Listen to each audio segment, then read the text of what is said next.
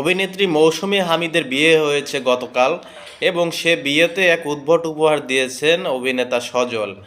নাট্য অভিনেতা তিনি, ছবিও করেছেন যদিও, তবে তিনি নাট্য অভিনেতা নামে বেশি পরিচিত। তিনি 2 টাকার একটি কয়েন দিয়েছেন তার বিয়েতে।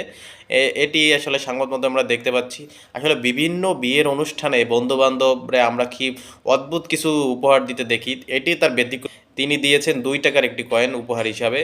এবং মৌসুমী হামিদের বিয়ে উপলক্ষে অনেকে অনেক গিফট দিয়েছেন, এবং তিনি যে বিয়ে করেছেন সেটা সোশ্যাল মিডিয়ায় সব জায়গায় সংবাদটা দেখা যাচ্ছে।